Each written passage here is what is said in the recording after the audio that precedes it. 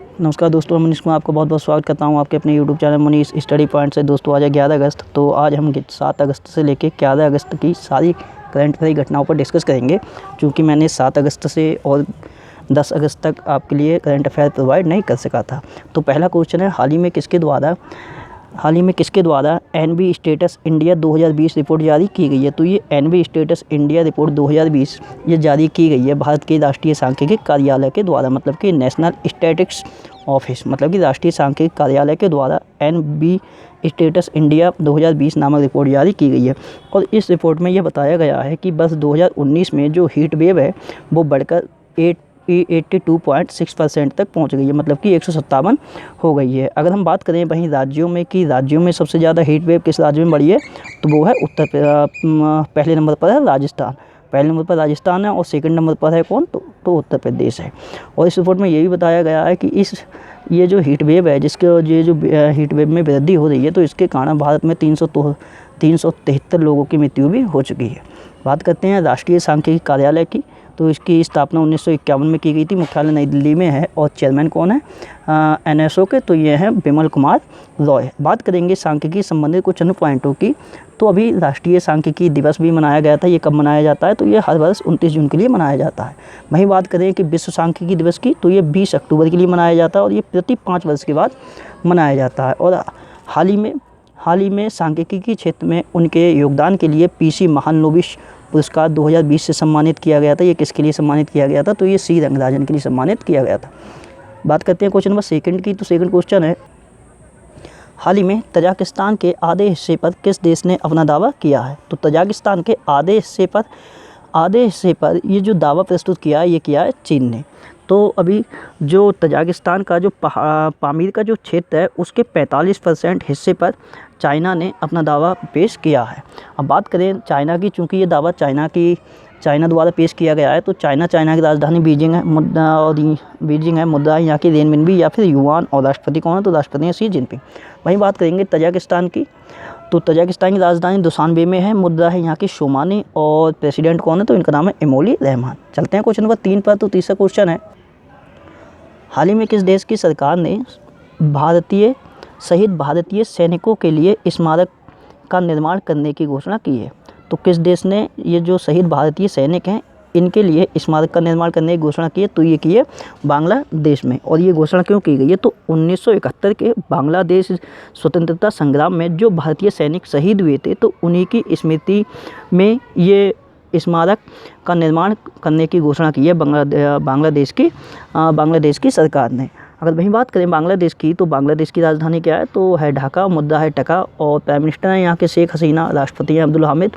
और अभी कुछ समय पहले बांग्लादेश में अगले भारत के राजदूत नियुक्त हुए हैं। इनका क्या नाम है, तो इनका नाम है विक्रय दुरई स्वामी। ये किनका स्थान लेंगे, तो ये रीवा गांगुली दास के स्थान लेंगे। वहीं बात करें बांग्लादेश संबंधित कुछ अन्य पॉइंटों की। तो अभी बांग्लादेश ने मुफ्त इंटरनेट की जो भी सेवाएँ दे रहा था बांग्लादेश, उस पर प्रतिबंध लगा दिया है। और भारत ने बांग्लादेश को 10 ब्रॉडगेज डीजल रेल इंजन भी सौंपे हैं। और बांग्लादेश ने कुछ समय पहले ही बलि दिए जाने वाले जो पशु होते हैं, तो उनके क्रय विक्रय के लिए एक डिजिटल हार्ट नामक प्लेटफॉर्म भी लॉन्च किया था। बात करते हैं क्वेश्चन नंबर 4 की। तो चौथा क्वेश्चन है, कौन सा देश अपने स्वतंत्रता दिवस के मौके पर तुर्की सांसद अली शाहीन को सितार-ए-क्वैद-ए-आज़म सम्मान से सम्मानित करेगा। तो ये करेगा पाकिस्तान देश करेगा। जो तुर्की के सांसद हैं इनका नाम है अली शाहीन, तो इनके लिए अपने देश के सितार-ए-क्वैद-ए-आज़म सम्मान से सम्मानित करेगा पाकिस्तान। और ये सम्मान इनके लिए क्यों दिया जा रहा है, तो ये जो अली यासीन है, ये दोनों देशों की मित्रता को बढ़ावा देने के लिए पाकिस्तान ये सम्मान देगा तुर्की सांसद अली शाहीन के लिए। और ये अली शाहीन पाकिस्तान तुर्की मैत्री संसदीय समूह के अध्यक्ष भी हैं। और ये सम्मान कब मिलेगा, तो जो पाकिस्तान का जो स्वतंत्रता दिवस होता है कब होता है, तो वो 14 अगस्त के लिए होता है, भारत की स्वतंत्रता दिवस से एक दिन पहले। तो उसी दिन ये प्रदान किया जाएगा तुर्की सांसद, इनका नाम है अली शाहीन। और इस सम्मान का क्या नाम है, तो सितार-ए-क्वैद-ए-आज़म। और ये कौन देगा, तो जो पाकिस्तान के राष्ट्रपति हैं आरिफ अलवी, उनके द्वारा ये दिया जाएगा। वहीं बात करते हैं पाकिस्तान, तो राजधानी कहाँ है, तो राजधानी है इस्लामाबाद में, मुद्रा है पाकिस्तानी रूपी, और प्राइम मिनिस्टर कौन है, तो प्राइम मिनिस्टर हैं इमरान खान, और राष्ट्रपति हैं आरिफ अलवी। बात करते हैं नेक्स्ट क्वेश्चन की। तो नेक्स्ट क्वेश्चन है, हाल ही में बीसीसीआई ने आईपीएल के 13वें संस्करण के लिए किस कंपनी के साथ जो टाइटल स्पॉन्सरशिप है वो समझौता रद्द किया है। तो ये जो टाइटल स्पॉन्सरशिप जो समझौता हुआ था वीवो कंपनी के साथ में, अब इसके लिए रद्द किया है किसने? बीसीसीआई ने। तो आपके लिए ज्ञात होना चाहिए कि 2018 में टाइटल स्पॉन्सरशिप के लिए जो बीसीसीआई है उसने 5 वर्षों के लिए अनुबंध किया था किसके साथ में? तो ये वीवो के साथ में किया था, लेकिन अब ये समझौता रद्द कर दिया गया है। इस पर ये जो टाइटल स्पॉन्सरशिप का मतलब ये होता है, जैसे कि आईपीएल होते हैं तो उन आईपीएल के नाम के आगे लगा रहता है वीवो आईपीएल, तो यही होता है टाइटल स्पॉन्सरशिप। अब बात करते हैं बीसीसीआई की, चूँकि ये जो समझौता है वो बीसीसीआई ने रद्द किया है, तो बीसीसीआई की फुल फॉर्म होती है board of control for cricket in India. स्थापना 1928 में हुई थी, मुख्यालय मुंबई में है, और अध्यक्ष कौन है? तो अध्यक्ष है सौरभ गांगुली, जो कि 39वें नंबर के अध्यक्ष हैं। सचिव कौन है? तो सचिव हैं जय शाह। और अभी अंतिम सीईओ के रूप में कौन कार्यरत हैं? तो ये है हेमांग अमीन। इन्होंने जो राहुल जौहरी ने जब इस्तीफा दे दिया था तो अंतिम सीईओ के रूप में इन्हीं के लिए नियुक्त किया गया था। वहीं लोकपाल की बात करें तो बीसीसीआई के लोकपाल कौन है? तो ये है डीके जैन। ये चर्चा में रहते, तो ये चर्चा में क्यों रहते? तो इनका कार्यकाल 1 वर्ष के लिए विस्तारित किया गया था। बात करते हैं क्वेश्चन नंबर 6 की। तो 6 क्वेश्चन है, हाल ही में किस भारतीय अंतर्राष्ट्रीय हवाई अड्डे ने एयर सुविधा नामक पोर्टल शुरू किया है? तो ये एयर सुविधा नामक पोर्टल शुरू किया है इंदिरा गांधी अंतर्राष्ट्रीय हवाई अड्डा दिल्ली ने, मतलब कि दिल्ली हवाई अड्डा के द्वारा ये एयर सुविधा नामक पोर्टल शुरू किया गया है। ये पोर्टल यात्रियों की हवाई जो यात्रा होगी उसको संपर्क रहित बनाए रखेगा। तो इसी के लिए ये एयर सुविधा नामक पोर्टल शुरू किया है इंदिरा गांधी अंतर्राष्ट्रीय हवाई अड्डे ने, और ये कहाँ है? तो ये दिल्ली में स्थित है। और ये सिंगल यूज जो प्लास्टिक होती है उसके लिए एकदम मुक्त होने वाला ये पहला एयरपोर्ट भी बना था। कौन? इंदिरा गांधी अंतर्राष्ट्रीय हवाई अड्डा। बात करते हैं क्वेश्चन नंबर 7 की। तो 7वां क्वेश्चन है, हाल ही में ब्लूमबर्ग द्वारा जारी रिपोर्ट के अनुसार मुकेश अंबानी सबसे अमीर व्यक्तियों की सूची में किस स्थान पर आ गए हैं? तो अभी हाल ही में ब्लूमबर्ग द्वारा अभी रिपोर्ट जारी की गई है दुनिया के सबसे अमीर व्यक्तियों की। तो इस लिस्ट में जो मुकेश अंबानी हैं वो आ गए हैं 4थे नंबर पर, और इन्होंने जो फ्रांस की जो कंपनी है LVMH उसके सीईओ हैं बर्नार्ड अर्नोल्ड, तो उनके लिए पीछे छोड़ दिया है, तो उनकी जगह अब आ गए हैं मुकेश अंबानी 4थे नंबर पर। वहीं बात करें पहले नंबर पर, तो पहले नंबर पर हैं जेफ बेजोस, ये अमेजन कंपनी से संबंधित हैं। सेकंड नंबर पर हैं बिल गेट्स, माइक्रोसॉफ्ट के संस्थापक हैं। और तीसरे नंबर पर हैं मार्क जुकरबर्ग, ये कौन है? तो ये फेसबुक के संस्थापक हैं। और मुकेश अंबानी इस लिस्ट में आ गए हैं 4थे नंबर पर। बात करते हैं क्वेश्चन नंबर 8 की। तो 8वां क्वेश्चन है, हाल ही में दिल्ली स्थित राजघाट में राष्ट्रीय स्वच्छता केंद्र का उद्घाटन किसने किया है? तो दिल्ली स्थित जो राजघाट है वहाँ पर राष्ट्रीय स्वच्छता केंद्र का उद्घाटन किया है प्रधानमंत्री नरेंद्र मोदी ने। तो स्वच्छ भारत अभियान के तहत इस केंद्र का उद्घाटन किया गया है। इस केंद्र के माध्यम से होगा क्या? तो इस केंद्र के द्वारा स्वच्छ भारत अभियान की जो भी उपलब्धियां हैं उनके बारे में लोगों के लिए अवगत कराया जाएगा, और साथ ही साथ स्वच्छता संबंधी जानकारी भी दी जाएगी। और इसी मौके पर पीएम मोदी जी के द्वारा एक नारा भी दिया गया है, गंदगी भारत छोड़ो। गंदगी भारत छोड़ो आपके लिए ज्ञात होगा। तो जो 8 अगस्त था, 8 अगस्त के लिए भारत छोड़ो आंदोलन की वर्षगांठ मनाई गई थी। तो उसी अवसर पर ये राष्ट्रीय स्वच्छता केंद्र का उद्घाटन किया गया है।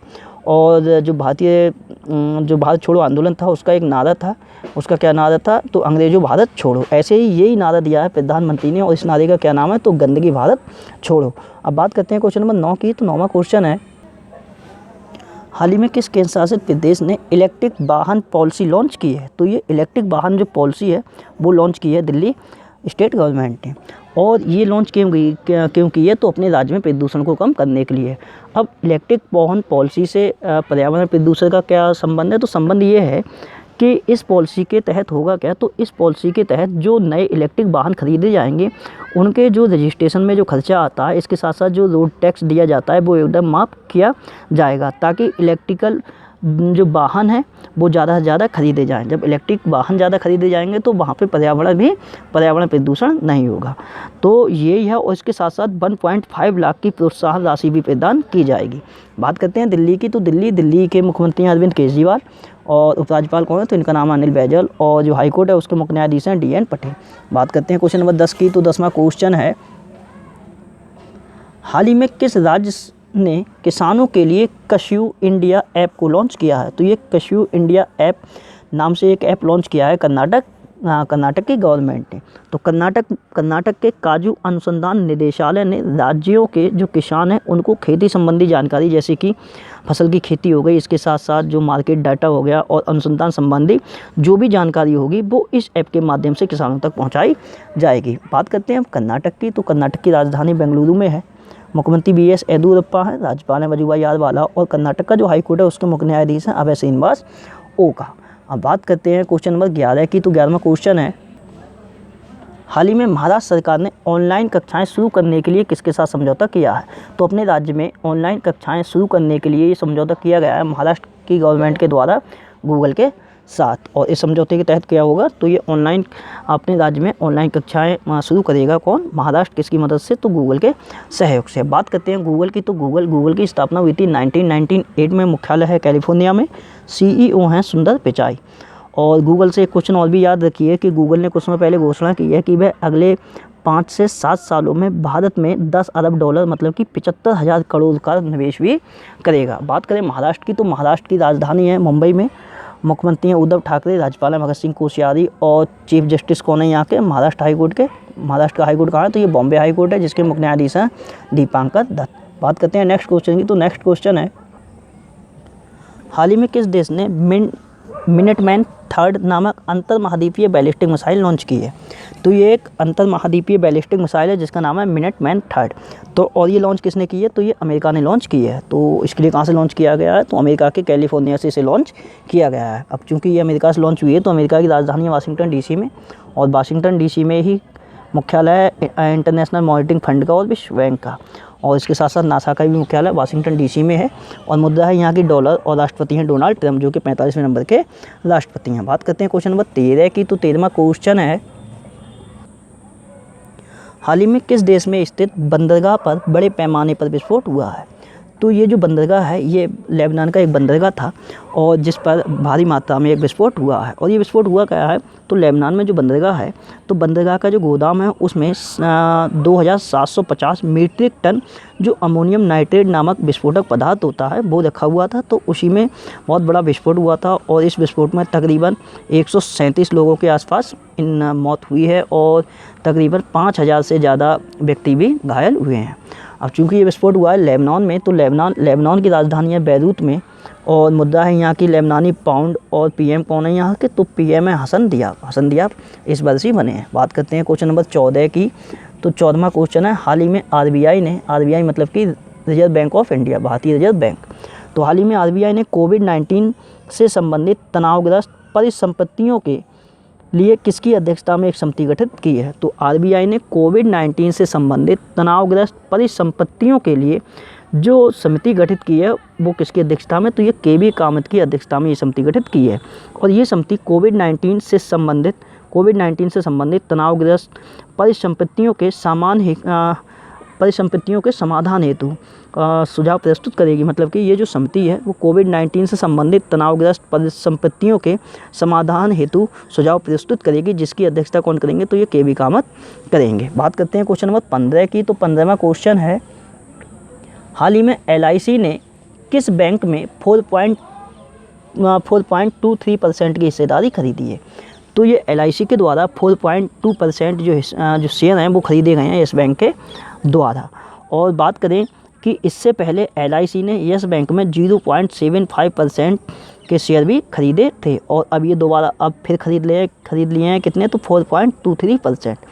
और ये जो हिस्सेदारी है LIC की जो हिस्सेदारी है वो यस बैंक में कितनी हो गई है, तो वो 4.9% हो गई है। अब चूँकि ये खरीदे गए हैं यस बैंक में, तो यस बैंक की स्थापना हुई थी 2004 में, मुख्यालय मुंबई में है।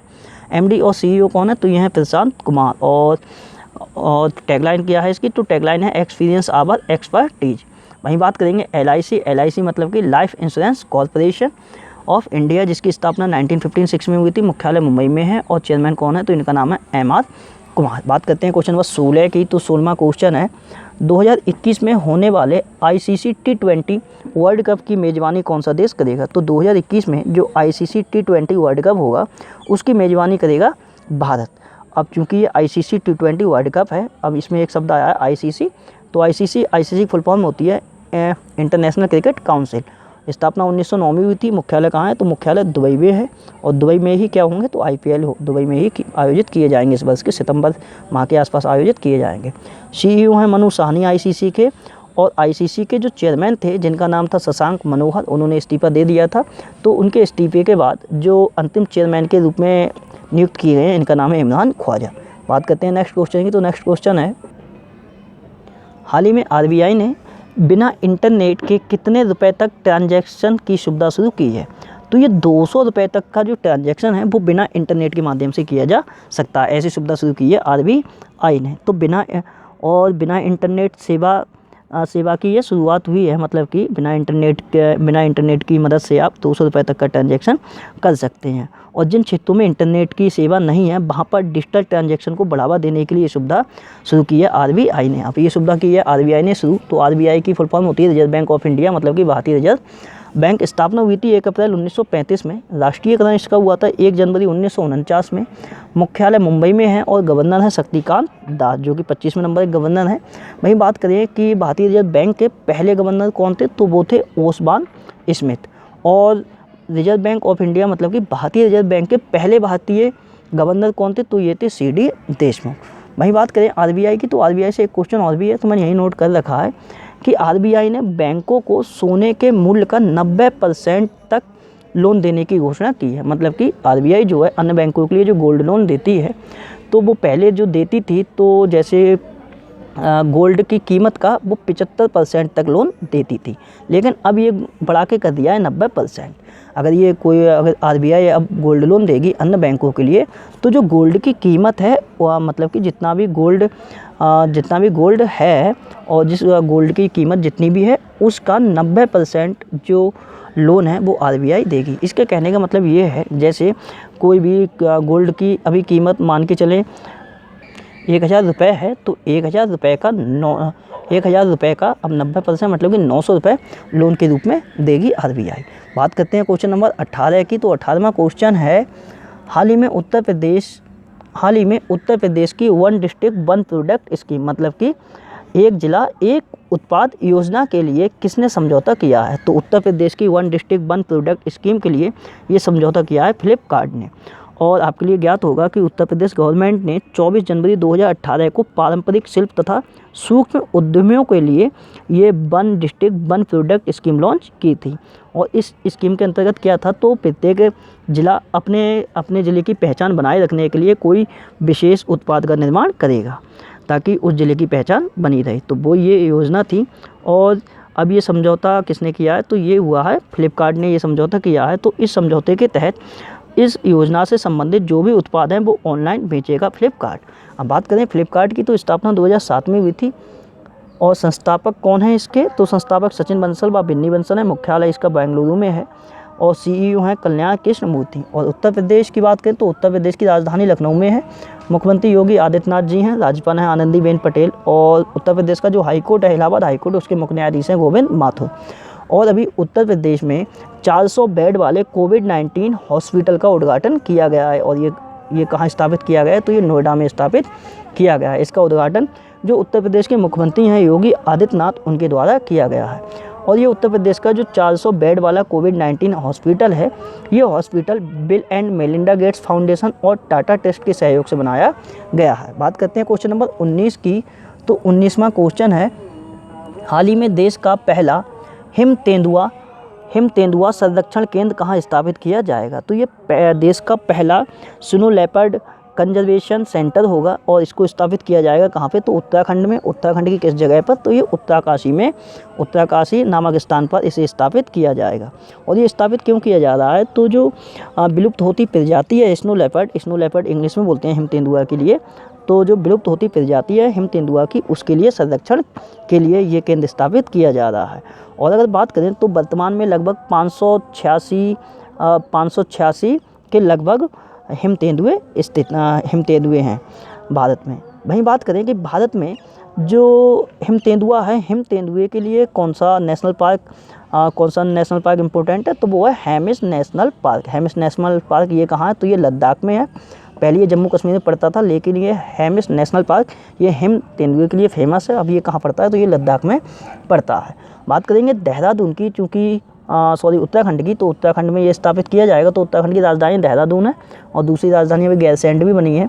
मुख्यमंत्री हैं त्रिवेंद्र सिंह रावत, राज्यपाल हैं बेबी रानी मौर्य और उत्तराखंड का जो हाईकोर्ट है उसके मुख्य न्यायाधीश हैं रमेश रंगनाथ। बात करते हैं नेक्स्ट क्वेश्चन की। तो नेक्स्ट क्वेश्चन है, हाल ही में किस राज्य सरकार ने परिवार पहचान पत्र योजना को शुरू किया है? तो ये परिवार पहचान पत्र जो योजना है ये शुरू की गई है हरियाणा में। तो हरियाणा के पंचकुला नामक स्थान से मुख्यमंत्री मनोहर लाल खट्टर द्वारा ये योजना लॉन्च की गई है और इस योजना में परिवार पहचान पत्र बांटा जा रहा है। मतलब कि एक प्रकार का ये पहचान पत्र बांटा जा रहा है और इस पहचान पत्र में राज्य की जितनी भी कल्याणकारी योजनाएँ हैं उनके लिए जोड़ा गया है एक ही कार्ड में। और ये जस्ट लाइक पहचान पत्र की तरह है। तो इस पहचान पत्र में राज्य की समस्त कल्याणकारी जो योजनाएं हैं उनके लिए जोड़ा गया है। ये इसलिए जोड़े गए हैं ताकि ये जो एक ही जो पहचान पत्र है, अब इसमें सारी की सारी योजनाएं जोड़ दी जाएंगी। तो इस एक पहचान पत्र की सहायता से समस्त योजना का लाभ लाभार्थी उठा सकता है। और ये जो पहचान पत्र है इसमें 8 डिजिट का यूनिक आइडेंटिफिकेशन नंबर है। अब बात करें हरियाणा की, तो हरियाणा की राजधानी है चंडीगढ़ में। मुख्यमंत्री मनोहर लाल खट्टर हैं और चीफ जस्टिस कौन है? चंडीगढ़ हाई कोर्ट, क्योंकि हरियाणा का हाई कोर्ट चंडीगढ़ में लगता है। तो मुख्य न्यायाधीश हैं रविशंकर, जहाँ राज्यपाल हैं सत्यदेव नारायण आर्य। बात करते हैं हरियाणा से संबंधित कुछ अन्य क्वेश्चनों की। तो एक क्वेश्चन और भी है कि हरियाणा में अभी महिला व किशोरी सम्मान योजना और इसके साथ साथ मुख्यमंत्री दूध उपहार योजना, ये 2 योजनाएँ शुरू की गई हैं। और बात करें इन योजनाओं में क्या है, तो ये जो महिला व किशोरी सम्मान योजना है, तो इस योजना में महिलाओं व लड़कियों के लिए जिनकी आयु 10 से लेकर 45 वर्ष है, तो उनके लिए मुफ्त में, मतलब कि ऐसी गरीब लड़कियां व महिलाएं जो कि काफ़ी गरीब हैं और जो 10 से लेकर 45 वर्ष तक की आयु की हैं, तो उनके लिए मुफ्त सैनिटरी पैड वितरित किए जाएंगे। वहीं बात करें मुख्यमंत्री दूध उपहार योजना की, तो इस योजना में जो गर्भवती महिलाएं हैं उनके साथ साथ जो स्तनपान कराने वाली महिलाएं हैं और उनके साथ साथ जो 6 साल तक के जो शिशु हैं उनके लिए दूध का वितरण किया जाएगा, वो भी फ्री ऑफ कॉस्ट। वहीं बात करते हैं तो अभी एक क्वेश्चन और भी है हरियाणा से कि हरियाणा के एक मंत्री हैं जिनका नाम है अनिल विज। तो उनके द्वारा शहरी स्थानीय निकायों के विकास कार्यों के प्रबंधन, मतलब कि स्थानीय शहरी निकायों के जो विकास कार्यों का जो मैनेजमेंट है और उनकी निगरानी के लिए अभी कार्य प्रबंधन प्रणाली पोर्टल लॉन्च किया गया है। तो ये भी क्वेश्चन ध्यान रख के चलना। बात करते हैं क्वेश्चन नंबर 21 की। तो 21वां क्वेश्चन है, हाल ही में यूनेस्को द्वारा सुनामी तैयारी को लागू करने वाला राज्य किसे घोषित किया है? तो अभी हाल ही में यूनेस्को द्वारा सुनामी तैयारी को लागू करने वाला जो भारत का पहला राज्य घोषित किया गया है वो किया है उड़ीसा के लिए। इसका मतलब ये है कि सुनामी आने से पहले तैयारी करने के मामले में उड़ीसा पहला राज्य बना है और यही घोषित किया है यूनेस्को ने। अब बात करें उड़ीसा की, तो उड़ीसा की राजधानी भुवनेश्वर में मुख्यमंत्री नवीन पटनायक है, राज्यपाल गणेशी लाल है और चीफ जस्टिस कौन है उड़ीसा हाई कोर्ट के? तो ये है मोहम्मद रफीक। दोस्तों आज मैं किसी भी स्टेट से इसीलिए सभी नॉलेज नहीं दे रहा हूँ क्योंकि वीडियो काफ़ी लंबा हो सकती है अगर मैं सभी स्टेट का करंट का रिवीजन कराने लगा तो इसीलिए ये रिवीजन हम और किसी दिन भी कर देंगे। बात करते हैं हम यूनेस्को की, क्योंकि ये यूनेस्को द्वारा घोषित किया गया है। तो यूनेस्को की फुल फॉर्म होती है United Nation Educational Scientific and Cultural Organisation. स्थापना 1945 में हुई थी, मुख्यालय पेरिस फ्रांस में है और महानिदेशक मतलब कि डायरेक्टर जनरल कौन है? तो ये है ऑड्रे अजौले। बात करते हैं क्वेश्चन नंबर 22 की। तो 22वां क्वेश्चन है, हाल ही में किस डॉक्यूमेंट्री फिल्म को न्यूयॉर्क भारतीय फिल्म महोत्सव में पुरस्कार मिला है? तो न्यूयॉर्क भारतीय फिल्म महोत्सव में किस भारतीय डॉक्यूमेंट्री के लिए पुरस्कृत किया गया है? तो ये डॉक्यूमेंट्री हैं, एक का नाम है मुथोन और दूसरा नाम है सनराइज। तो इन दोनों के लिए अभी इसमें पुरस्कृत किया गया है। भाई बात करें मुथोन के लिए, तो मुथोन के लिए बेस्ट फिल्म अवार्ड मिला है और सनराइज के लिए बेस्ट फीचर डॉक्यूमेंट्री अवार्ड प्रदान किया गया है। बात करते हैं क्वेश्चन नंबर 23 की। तो 23वां क्वेश्चन है, हाल ही में WTF स्पोर्ट्स ने किसे अपना नया ब्रांड एम्बेसडर बनाया है? तो WTF ये एक स्पोर्ट्स प्लेटफॉर्म है, इसने अपना नया ब्रांड एम्बेसडर बनाया है हरमनप्रीत कौर के लिए और इनके साथ साथ सुरेश रैना के लिए। हरमनप्रीत कौर ये कौन है? तो ये भारतीय महिला क्रिकेटर हैं और सुरेश रैना ये भारतीय पुरुष क्रिकेटर हैं। सुरेश रैना मतलब कि हरमनप्रीत कौर ये महिला क्रिकेटर हैं और सुरेश रैना ये पुरुष क्रिकेटर हैं। बात करते हैं नेक्स्ट क्वेश्चन की। तो नेक्स्ट क्वेश्चन है, हाल ही में किस केंद्र शासित प्रदेश के द्वारा ई ज्ञान मित्र नामक मोबाइल ऐप लॉन्च किया गया है? तो ये ई ज्ञान मित्र नामक मोबाइल ऐप है, ये लॉन्च किया गया है दमन व दीव और दादर नागर हवेली के द्वारा। मतलब कि दमन व दीव और दादर नागर हवेली, पहले ये दमन व दीव और दादर नागर हवेली ये दोनों अलग अलग थे, लेकिन अब ये मर्ज हो गए हैं, तो इनका पूरा नाम हो गया है दमन व दीव और दादर नागर हवेली के द्वारा ये ई ज्ञान मित्र नामक मोबाइल ऐप लॉन्च किया गया है। तो कोविड-19 महामारी के दौरान ऑनलाइन एजुकेशन प्रदान करने के लिए ये जो ई ज्ञान मित्र मोबाइल ऐप है ये लॉन्च किया गया है। इस ऐप की मदद से प्राइमरी से लेके हायर एजुकेशन तक के जो भी छात्र हैं वो ऑनलाइन क्लास ले सकते हैं, इनके साथ साथ वो परीक्षाएं भी दे सकते हैं। बात करें दमन व दीव और दादर नागर हवेली की, तो इसके एडमिनिस्ट्रेटर कौन है? तो ये है प्रफुल्ल पटेल, मतलब कि प्रशासक। बात करते हैं क्वेश्चन नंबर 25 की, तो 25वां क्वेश्चन है, हाल ही में सबसे ज़्यादा छक्के लगाने वाले अंतर्राष्ट्रीय कप्तान कौन बने हैं? तो ये बने हैं यॉन मॉर्गन। इसका मतलब ये है कि कप्तान के रूप में सबसे ज़्यादा छक्के किसने लगाए हैं? तो ये हैं यॉन मॉर्गन बने हैं। और इससे पहले कौन थे? तो भारतीय कप्तान थे महेंद्र सिंह धोनी। तो इन्होंने कप्तान के रूप में 163 मैचों में 211 छक्के लगाए हैं। यहाँ पे बात हो रही है कप्तान के रूप में, अंतर्राष्ट्रीय कप्तान की बात चल रही है। तो कप्तान के रूप में सबसे ज़्यादा छक्के किसने लगाए हैं? तो यॉन मॉर्गन। ये कहाँ के हैं? तो ये इंग्लैंड के हैं, इंग्लैंड के कप्तान हैं।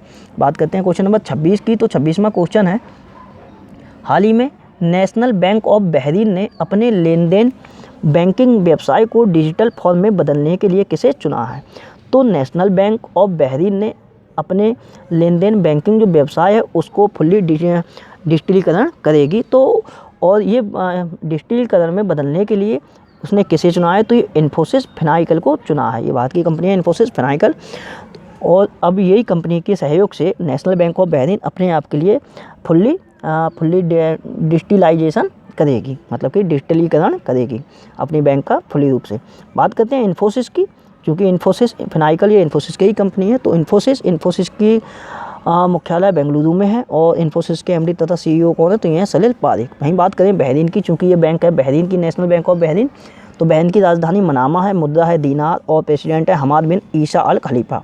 आपके लिए ज्ञात होगा कि बहरीन में कुछ समय पहले ही नए भारतीय राजदूत के रूप में नियुक्त हुए हैं। इनका क्या नाम है? तो इनका नाम है पीयूष श्रीवास्तव। बात करते हैं क्वेश्चन नंबर 27 की, तो 27वां क्वेश्चन है, हाल ही में किस बैंक ने ऑटोमेटेड वॉइस असिस्टेंट जिसका नाम है एक्सा लॉन्च किया है? तो ये ऑटोमेटेड वॉइस असिस्टेंट है जिसका नाम है एक्सा, ये लॉन्च किया है एक्सिस बैंक ने।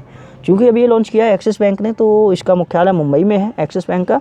चेयरमैन है राकेश मखीजा, एमडी और सीईओ हैं अमिताभ चौधरी, और अभी चीफ फाइनेंशियल ऑफिसर बनाए गए थे एक्सिस बैंक के, इनका नाम है पुनीत शर्मा। बात करते हैं क्वेश्चन नंबर 28 की, तो 28वां क्वेश्चन है, हाल ही में मणिपुर राज्य में थेंजोबल गोल्फ रिसोर्ट का उद्घाटन किसने किया है? तो हाल ही में मणिपुर राज्य में थेंजोबल गोल्फ रिजॉर्ट का जो उद्घाटन किया है वो भारत के केंद्रीय संस्कृति व पर्यटन राज्य मंत्री हैं प्रहलाद सिंह पटेल। तो इनके द्वारा इस रिजॉर्ट का उद्घाटन किया गया है। तो ये गोल्फ रिजॉर्ट भारतीयों को उचित मूल्य पर क्वालिटी गोल्फ अनुभव कराएगा। बात करते हैं मणिपुर की, तो मणिपुर की राजधानी है, यहाँ मणिपुर नहीं, यहाँ मिजोरम है, मिजोरम राज्य में हुआ है, तो यह मिजोरम कर लीजिएगा। मिजोरम राज्य में थेंजोबल गोल्फ रिजॉर्ट का उद्घाटन किसने किया है? तो केंद्रीय संस्कृति पर्यटन राज्य मंत्री हैं प्रहलाद सिंह पटेल। बात करेंगे मिजोरम की, तो मिजोरम की राजधानी है आइजोल और मुख्यमंत्री कौन है? तो मुख्यमंत्री हैं जोरामथंगा। और वहीं राज्यपाल कौन है मिजोरम के? तो इनका नाम है PS श्रीधरन पिल्लई। बात करते हैं क्वेश्चन नंबर 29 की, तो 29वां क्वेश्चन है, हाल ही में देश की पहली किसान स्पेशल पार्सल ट्रेन को किस रेलवे स्टेशन से रवाना किया गया है? तो ये देश की पहली किसान स्पेशल पार्सल ट्रेन है। इसके लिए किस रेलवे स्टेशन से रवाना किया गया है? तो इसके लिए रवाना किया गया है देवलाली रेलवे स्टेशन से। और ये कहाँ पड़ता है? तो ये महाराष्ट्र की एक स्टेशन है जिसका नाम है देवलाली रेलवे स्टेशन, और ये भारत की पहली किसान स्पेशल ट्रेन है। और इस ट्रेन के लिए क्यों चलाया जा रहा है? तो जो उत्पाद होते हैं जो जल्दी ख़राब होते हैं, मतलब कि जल्दी ख़राब होने वाले जो सामान होते हैं, जैसे कि फल हो गया या फिर सब्ज़ी हो गई या फिर और कुछ भी चीज़ हो गई जो भी जल्दी ख़राब होती है, तो उनके लिए कम समय में मार्केट तक पहुंचाने के लिए और वहां से लाने के लिए ये है विशेष प्रकार की किसान स्पेशल ट्रेन, जिसके लिए रवाना किया गया है देवलाली रेलवे स्टेशन से। और ये चली थी देवलाली रेलवे स्टेशन से दानापुर रेलवे स्टेशन तक। दानापुर रेलवे स्टेशन ये कहाँ है? तो ये बिहार का रेलवे स्टेशन है।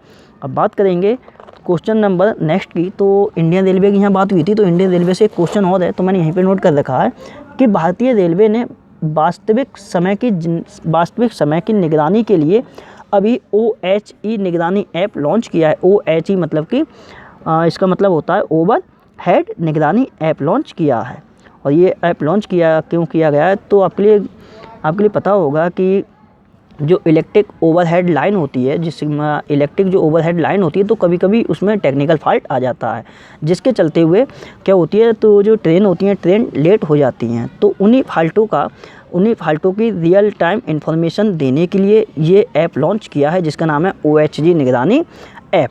बात करेंगे नेक्स्ट क्वेश्चन की, तो नेक्स्ट क्वेश्चन है, हाल ही में किस संस्थान ने स्मार्ट इंडिया हैकाथॉन में प्रथम पुरस्कार जीता है? तो हाल ही में स्मार्ट इंडिया हैकाथॉन में जो प्रथम पुरस्कार जीता है वो जीता है डाइट पुणे ने। डाइट का फुल फॉर्म होती है defence institute of advance technology. तो इस संस्थान के द्वारा स्मार्ट इंडिया हैकाथॉन में प्रथम पुरस्कार जीता गया है।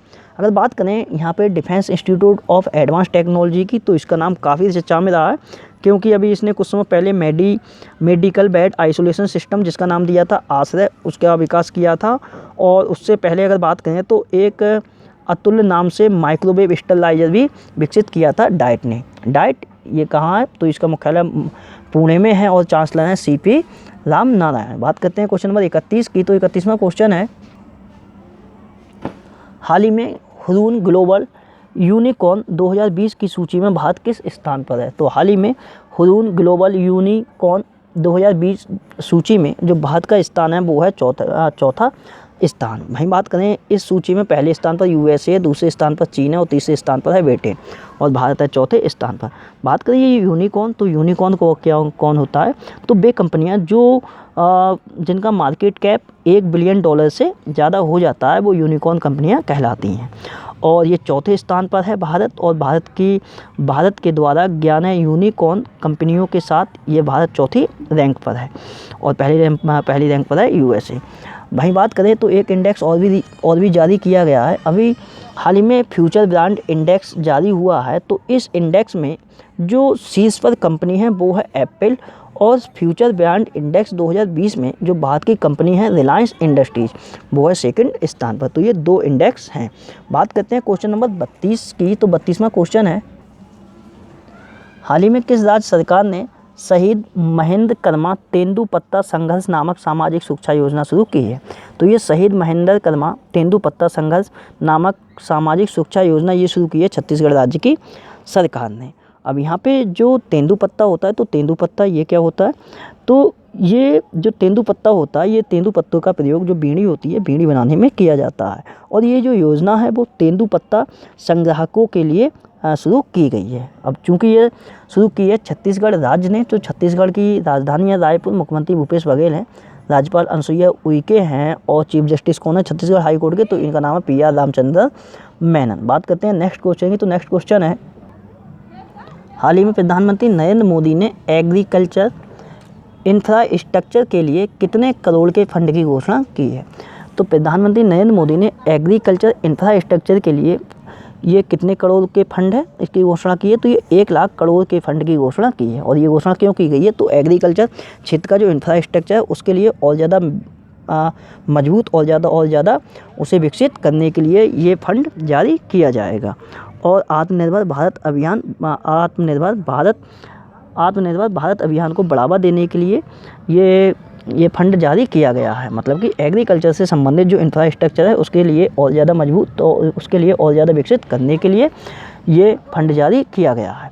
बात करते हैं क्वेश्चन नंबर 34 की, तो 34वां क्वेश्चन है, हाल ही में किस संगठन ने साइबर हमलों के कारण रूस, चीन तथा उत्तर कोरिया के संगठनों पर प्रतिबंध लगाया है? तो ये रूस, चीन तथा उत्तर कोरिया के संगठनों पर प्रतिबंध लगाया है यूरोपीय यूनियन ने। और ये क्यों लगा है, तो रूस, चीन तथा उत्तर कोरिया के जो संगठन हैं वो एक दूसरे देश के ऊपर साइबर अटैक करते हैं। तो इसी कारण यूरोपीय यूनियन द्वारा, मतलब कि यूरोपीय संघ के द्वारा अब इन देश के संगठनों पर प्रतिबंध लगाया गया है। बात करें यूरोपीय यूनियन की, तो इसकी स्थापना 1933 में की गई थी, मुख्यालय ब्रुसेल्स में है, ब्रुसेल्स बेल्जियम में। बात करते हैं क्वेश्चन नंबर 35 की, तो 35वां क्वेश्चन है, हाल ही में भारतीय राष्ट्रीय राजमार्ग प्राधिकरण, मतलब कि NHAI, इंग्लिश में बोले तो national highway authority of India, Hindi में कहा जाता है भारतीय राष्ट्रीय राजमार्ग प्राधिकरण। तो हाल ही में भारतीय राष्ट्रीय राजमार्ग प्राधिकरण ने अग्रिम डेटा प्रबंधन के लिए किस IIT संस्थान के साथ समझौता किया है?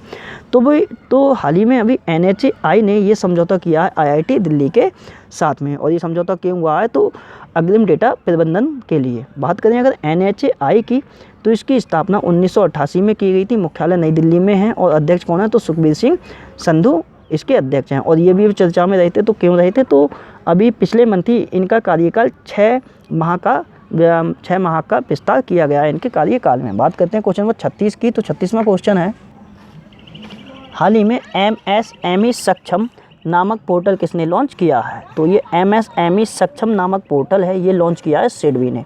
MSME का मतलब होता है micro small and medium enterprises. Hindi में बोले तो सूक्ष्म लघु व उद्यम मध्यम उद्यम बोला जाता है, मतलब कि सूक्ष्म लघु व मध्यम उद्यम।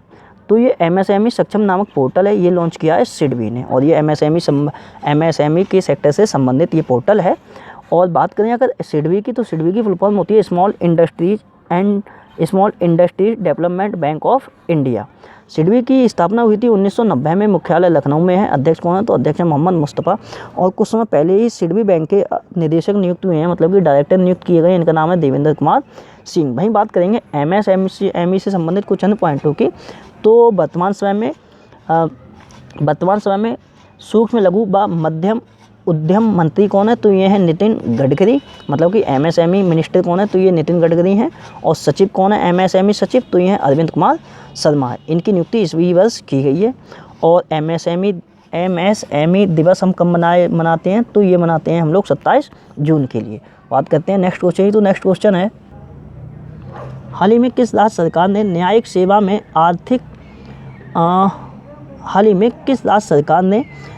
सेवा में अधिक पिछड़े वर्ग को 5% आरक्षण देने की घोषणा की है?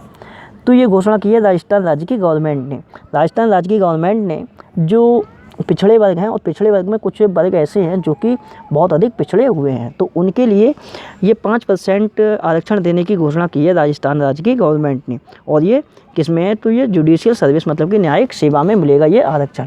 अब बात करें राजस्थान की, तो राजस्थान की राजधानी है जयपुर। मुख्यमंत्री अशोक गहलोत है। राज्यपाल हैं कलराज मिश्र। और राजस्थान का जो हाईकोर्ट है उसके मुख्य न्यायाधीश हैं इंद्रजीत मोहंती। बात करते हैं क्वेश्चन नंबर 38 में की। तो 38वां क्वेश्चन है, हाल ही में किस देश ने तेल रिसाव के कारण पर्यावरणीय आपातकाल की घोषणा की है? तो तेल रिसाव के कारण पर्यावरणीय आपातकाल की घोषणा की है, ये की है मॉरिशस देश ने। तो मॉरिशस देश के जो प्राइम मिनिस्टर हैं प्रविंद जगन्नाथ, इनके द्वारा ये घोषणा की गई है। और ये घोषणा क्यों की गई है? तो 25 जुलाई से एक हिंद महासागर में एक जापानी जहाज़ फंसा हुआ है, जिसका नाम है MV बोकाशियो।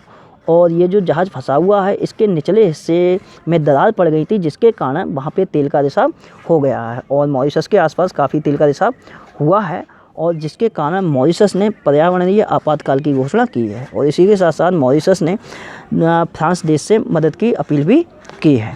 और इससे पहले आपके लिए पता होगा कि रूस का एक नदी थी जिसका नाम था अंबरनाया नदी, तो उसमें भी तेल का रिसाव हुआ था। वो कितना था? तो 20,000 टन डीजल का रिसाव हो गया था, जिसके कारण वहाँ भी आपातकाल की घोषणा की थी। वो नदी कौन सी? तो वो अंबरनाया नदी थी। और ये हिंद महासागर के आसपास का क्षेत्र है, तो हिंद महासागर की बात है। और ये किस देश के पास रिसाव हुआ है? तो मॉरिशस में। तो इसीलिए मॉरिशस ने वहाँ पे पर्यावरणीय आपातकाल की घोषणा की है। बात करें मॉरिशस की, तो राजधानी पोर्ट लुइस में है। PM है प्रविंद जगन्नाथ। और प्रेसिडेंट कौन है? तो प्रेसिडेंट है पृथ्वीराज सिंह रूपन। इनकी नियुक्ति कुछ समय पहले ही की गई है। बात करते हैं नेक्स्ट क्वेश्चन की। तो नेक्स्ट क्वेश्चन है, हाल ही में किस राज्य की सरकार ने एक नई औद्योगिक नीति 2020 की घोषणा की है? तो ये नई औद्योगिक नीति लाई गई है, औद्योगिक नीति 2020, और इसकी घोषणा की है अभी गुजरात राज्य की सरकार ने। तो इस नीति के तहत काफ़ी नियम आए हैं, लेकिन कुछ मैं आपके लिए बता दे रहा हूँ। जैसे कि इस नीति के तहत जो उद्योगपति हैं, उनके लिए जो सरकारी भूमि है वो लीज पर प्रदान की जाएगी। और इसमें क्या होगा? तो कोविड-19 से प्रभावित जो भी इकाइयाँ हैं, उनके पुनर्वास के लिए प्रोत्साहन राशि की व्यवस्था की गई है। और इसमें और भी है कि अगले जो 5 वर्ष हैं, तो अगले 5 वर्षों में उद्योगों के लिए 40,000 करोड़ रुपए की सब्सिडी भी देने की घोषणा इसमें की गई है। और ये जो औद्योगिक नीति है, ये औद्योगिक नीति 2015 का स्थान लेगी। बात करें गुजरात की, तो गुजरात की राजधानी गांधीनगर है। मुख्यमंत्री विजय रूपाणी हैं। राज्यपाल कौन है? तो आचार्य देवव्रत यहाँ के राज्यपाल हैं। और गुजरात का जो हाईकोर्ट है उसके मुख्य न्यायाधीश कौन है? तो ये है विक्रम नाथ। बात करते हैं 40वें क्वेश्चन की। तो 40वां क्वेश्चन है, भारत किस देश में होने वाले कॉपकाज 2020 अभ्यास में हिस्सा लेगा? तो ये कॉपकाज 2020 जो अभ्यास है वो रूस में आयोजित किया जाएगा। रूस के किस स्थान पर? तो रूस के अस्त्राखान में इसका आयोजन किया जाएगा। और ये जो अभ्यास है ये बहुपक्षीय सैनिक अभ्यास है। और इस अभ्यास में विभिन्न देशों की सेनाएं भाग लेती हैं। इसमें मतलब कि काफ़ी देश की सेनाएं इसमें भाग लेती हैं, तो इसमें भारत भी पार्टिसिपेट करेगा। बात करते हैं रूस की, तो रूस के साथ भारत की एक एक्सरसाइज और भी होती है, उसका क्या नाम है? तो उसका नाम है इंदिरा। बात करें रूस की, तो रूस की राजधानी मॉस्को है। मुद्रा है यहाँ की रूबल। संसद है यहाँ की ड्यूमा। और रूस के प्रेसिडेंट कौन है? तो इनका नाम है व्लादिमीर पुतिन। और पीएम है मिखाइल मिशुस्टिन इसी वर्ष बने हैं। बात करते हैं क्वेश्चन नंबर 41 की। तो 41वां क्वेश्चन है, तो 41वें क्वेश्चन में दिवस हैं। तो पहला दिवस है विश्व आदिवासी दिवस। तो हाल ही में विश्व जो आदिवासी दिवस है वो 9 अगस्त के लिए मनाया गया है। और इसके लिए हर वर्ष यूनाइटेड नेशन मनाता है। और ये क्यों मनाया जाता है? तो जो आदिवासी समुदाय होते हैं, तो आदिवासी जो समुदाय होती हैं उनकी जो कला होती है, उसके साथ साथ जो संस्कृति होती है या फिर उनका जो इतिहास है, तो उनके इसी के लिए उनके संरक्षण को बढ़ावा देने के लिए और उनसे संबंधित जो भी जानकारी है उस जानकारी को लोगों तक पहुंचाने के लिए ये हर वर्ष यूनाइटेड नेशन 9 अगस्त के लिए विश्व आदिवासी दिवस मनाता है। बात करें इसकी थीम की, तो थीम रही है कोविड-19 इंडिजीनियस पीपल रेजिलेंस। कोविड-19 इंडिजीनियस पीपल रेजिलेंस। बात करते हैं नेक्स्ट डे की। तो नेक्स्ट डे है अभी भारत छोड़ो आंदोलन की 78वीं वर्षगांठ मनाई गई है। ये कब मनाई गई है? तो ये 8 अगस्त के लिए मनाई गई है। आपके लिए ज्ञात होना चाहिए कि 8 अगस्त 1942 को भारत छोड़ो आंदोलन प्रारंभ किया गया था। भारत छोड़ो आंदोलन प्रारंभ किया गया था। और इस आंदोलन में एक नारा भी दिया गया था। कौन सा नारा था? तो अंग्रेजों भारत छोड़ो, ये नारा इसमें दिया गया था। बात करें तो ये 8 अगस्त 1942 में ये आंदोलन शुरू हुआ था, 8 अगस्त 1942 को। और इसकी ये इस वर्ष 78वीं वर्षगांठ मनाई गई है। उसके बाद बात करें तो राष्ट्रीय हैंडलूम दिवस मनाया गया है। ये कब मनाया गया है? तो ये 7 अगस्त के लिए मनाया गया है। तो जो हथकरघा जो बुनकर होते हैं, तो हथकरघा बुनकरों के सम्मान में उसके साथ साथ हथकरघा उद्योग की जानकारी को उजागर करने के लिए हर वर्ष 7 अगस्त के लिए राष्ट्रीय हैंडलूम दिवस हम लोग मनाते हैं।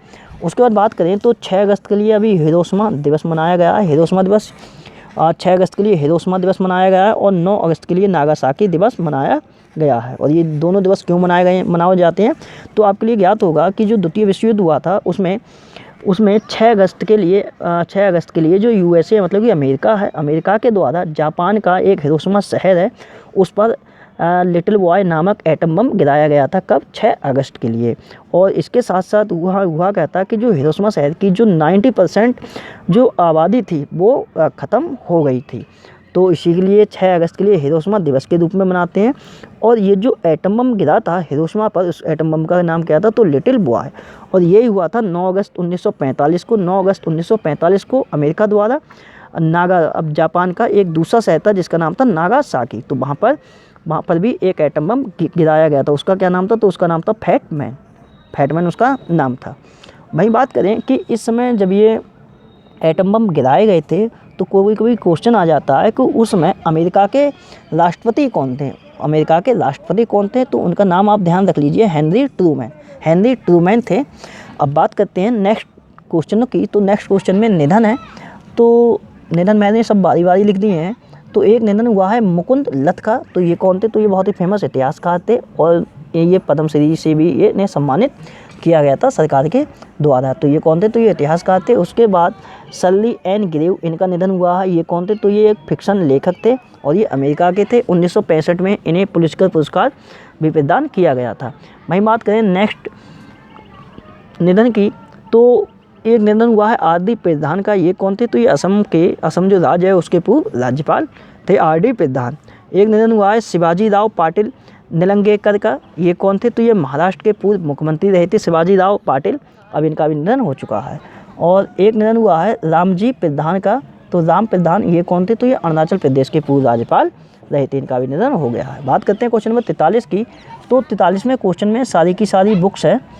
तो अभी एक पुस्तक लिखी गई है जिसका नाम है making sense of Indian democracy. इस पुस्तक को लिखा गया है योगेंद्र यादव के द्वारा। ये पुस्तक योगेंद्र यादव द्वारा लिखी गई जिसका नाम है making sense of Indian democracy. वहीं बात करें तो एक पुस्तक लिखी गई है जिसका नाम है अमेजिंग अयोध्या। तो अमेजिंग अयोध्या, ये अयोध्या शहर की सारी जानकारी, उसके साथ साथ राम सीता की, मतलब इन सबकी जानकारी है इस पुस्तक में। इस पुस्तक को लिखा गया है नीना राय ने। वहीं बात करें तो एक पुस्तक और भी लिखी गई है जिसका नाम है law A history of India's covert operation. तो ये पुस्तक लिखी है यतीश यादव ने, और ये जो पुस्तक है law A history of India's covert operation, तो इसमें लॉ के द्वारा जो विभिन्न कार्य किए गए हैं उनका वर्णन इस किताब में दिया गया है। लॉ का मतलब होता है रिसर्च एंड एनालिसिस विंग, और इसके अभी प्रमुख कौन है लॉ के? तो वो हैं सामंत गोयल। वहीं बात करें तो एक पुस्तक और भी लिखी गई है जिसका नाम है स्वच्छ भारत क्रांति। तो स्वच्छ भारत क्रांति ये पुस्तक लिखी गई है जो पेयजल व स्वच्छता मंत्रालय के सचिव हैं श्री परमेश्वरन अय्यर, इनके द्वारा ये पुस्तक लिखी गई है। और इस पुस्तक के लिए की रिलीज भी की जा चुकी है। और ये पुस्तक रिलीज किसने की है? तो केंद्रीय जल शक्ति जो मंत्री हैं गजेंद्र सिंह शेखावत तथा जो केंद्रीय कपड़ा मंत्री हैं स्मृति ईरानी, तो इन दोनों के द्वारा इस पुस्तक को रिलीज भी किया जा चुका है। बात करते हैं क्वेश्चन नंबर 44 की। तो 44वां क्वेश्चन है हाल ही में किसे 2020 के इम्पैक्ट वुमेन अवार्ड से सम्मानित किया गया है? तो 2020 के इम्पैक्ट वुमेन अवार्ड से सम्मानित किया गया है कली पुरी के लिए। और ये इम्पैक्ट वुमेन अवार्ड का ये 9वां संस्करण था, तो इसी अवार्ड से सम्मानित की गई हैं कली पुरी। और ये 50 सबसे ज़्यादा प्रभावशाली महिलाओं की सूची में शीर्ष पर रही हैं, जिसके कारण इनके लिए 2020 के इम्पैक्ट वुमेन अवार्ड से सम्मानित किया गया है। वहीं बात करें एक और अवार्ड की, हालांकि इस अवार्ड का इससे कोई संबंध नहीं है, ये अलग अवार्ड है। तो अभी गांधीवादी युवा तकनीकी पुरस्कार दिया गया है। और गांधीवादी युवा तकनीकी पुरस्कार 2020 से सम्मानित हुए हैं ये 4 लोग हैं, और चारों लोग ये IIT खड़गपुर के प्रोफेसर हैं। इनका नाम है, एक है प्रोफेसर सुमन चक्रवर्ती, दूसरे हैं प्रोफेसर पार्थ शाह, तीसरे हैं डॉक्टर आदित्य बंदोपाध्याय, और चौथे हैं प्रोफेसर सुनांडू दास गुप्ता। ये चारों IIT जो खड़गपुर है उसके शोधकर्ता हैं। और इनके लिए ये गांधीवादी युवा तकनीकी पुरस्कार 2020 क्यों दिया गया है? तो क्लीन एनर्जी रिसर्च के लिए। बात करते हैं क्वेश्चन नंबर 45 की। तो 45वें क्वेश्चन में टोटल नियुक्तियां हैं नेशनल और इंटरनेशनल लेवल की। तो इसमें अभी कैपिटल इंडिया फाइनेंस लिमिटेड के कार्यकारी अध्यक्ष बनाए गए हैं। इनका क्या नाम है? तो इनका नाम है हर्ष कुमार भनवाला। इनके लिए कैपिटल इंडिया फाइनेंस लिमिटेड का कार्यकारी अध्यक्ष नियुक्त किया गया है। और हर्ष कुमार भनवाला ये कौन थे? तो ये नाबार्ड के पूर्व अध्यक्ष भी रहे हैं। बात करें कैपिटल इंडिया फाइनेंस लिमिटेड की, तो इसका मुख्यालय है मुंबई में। बात करते हैं नेक्स्ट अपॉइंटमेंट की। तो अभी CRPF के नए महानिरीक्षक मतलब कि इंस्पेक्टर जनरल IG, तो CRPF के नए IG बनाए गए हैं। इनका नाम है PS रानी पसे इनका नाम है। अब ये CRPF के नए महानिरीक्षक बनाए गए हैं। बात करें अगर CRPF की, तो इसकी स्थापना 1939 में की गई थी। मुख्यालय नई दिल्ली में है। और महानिदेशक कौन है CRPF के? तो CRPF के तो ये हैं AP माहेश्वरी। और मोटो क्या है CRPF का? तो वो है सर्विस एंड लॉयल्टी। बात करते हैं नेक्स्ट अपॉइंटमेंट की। तो PNB हाउसिंग फाइनेंस के नए MD तथा CEO नियुक्त किए गए हैं। इनका क्या नाम है? तो इनका नाम है हरदयाल प्रसाद। और ये जगह किसकी लेंगे? तो ये नीरज व्यास की जगह लेंगे। और ये जो हरदयाल प्रसाद हैं ये इससे पहले SBI कार्ड्स के पूर्व MD तथा CEO थे, और वहाँ से इन्होंने इस्तीफा दे दिया था SBI कार्ड के MD तथा CEO के पद से। और SBI कार्ड्स के CEO और MD कौन बन गए? तो वो बन गए हैं अश्विनी कुमार तिवारी। और ये हरदयाल प्रसाद ये PNB हाउसिंग फाइनेंस के नए MD तथा CEO नियुक्त हुए हैं। बात करें PNB हाउसिंग फाइनेंस की, तो इसका मुख्यालय नई दिल्ली में है। स्थापना 1988 में की गई थी। और नेक्स्ट नियुक्ति है संघ लोक सेवा आयोग मतलब कि UPSC के नए अध्यक्ष नियुक्त किए गए हैं। काफ़ी इंपॉर्टेंट है ये UPSC वाली। तो UPSC के नए अध्यक्ष नियुक्त किए गए हैं। इनका नाम है प्रदीप कुमार जोशी। ये प्रदीप कुमार जोशी ये छत्तीसगढ़ छत्तीसगढ़ के साथ साथ मध्य प्रदेश लोक सेवा आयोग के अध्यक्ष है। अब इनके लिए संघ लोक सेवा आयोग का नया अध्यक्ष नियुक्त किया गया है। और ये किसकी जगह लेंगे, तो ये अरविंद सक्सेना की जगह लेंगे। काफ़ी इंपॉर्टेंट है ये यूपीएससी के चेयरमैन की नियुक्ति। बात करें संघ लोक सेवा आयोग की, तो आपके लिए ज्ञात होगा कि भारतीय जो संविधान है, तो भारतीय संविधान के आर्टिकल नंबर 315 में इसके बारे में बताया गया है। तो स्थापना इसकी 1926 में हुई थी, मुख्यालय नई दिल्ली में है। वहीं बात करें तो अभी जो सेबी के अध्यक्ष हैं, सेबी के अध्यक्ष इनका क्या नाम है, तो सेबी के अध्यक्ष हैं, इनका नाम है अजय त्यागी। तो अजय त्यागी हालांकि ये अध्यक्ष हैं, तो इनकी नियुक्ति कोई नई नहीं हुई है, बल्कि इनका जो कार्यकाल है उसमें विस्तार किया गया है 18 माह का। तो 18 माह का कार्यकाल विस्तार दिया गया है अजय त्यागी के लिए, जो कि सेबी के अध्यक्ष हैं। बात करें सेबी की, तो सेबी की फुल फॉर्म होती है securities exchange board of India. स्थापना 1992 में हुई थी, मुख्यालय है मुंबई में। और नेक्स्ट है कि भारत के अभी अगले नियंत्रक और महालेखा परीक्षक नियुक्त हुए हैं। इनके लिए हम लोग कैग भी बोलते हैं। ये हैं गिरीश चंद्र मुर्मू। ये कौन थे, तो ये जम्मू कश्मीर के लेफ्टिनेंट गवर्नर थे। इन्होंने वहाँ से इस्तीफा दे दिया है और ये भारत के अगले नियंत्रक और महालेखा परीक्षक नियुक्त हुए हैं। और ये किसकी जगह लेंगे, तो ये राजीव महर्षि की जगह लेंगे। कैग बात करें भारत के नियंत्रक और महालेखा परीक्षक की, तो भारतीय संविधान के अनुच्छेद 148 अनुच्छेद में नियंत्रक और महालेखा परीक्षक दिया गया है। बात करते हैं नेक्स्ट अपॉइंटमेंट की, तो जम्मू कश्मीर के नए उपराज्यपाल नियुक्त हुए हैं। इनका क्या नाम है, तो इनका नाम है मनोज सिन्हा। और ये गिरीश चंद्र मुर्मू की जगह लेंगे। और गिरीश चंद्र मुर्मू कहाँ चले गए हैं, तो भारत के ये कैग नियुक्त हुए हैं।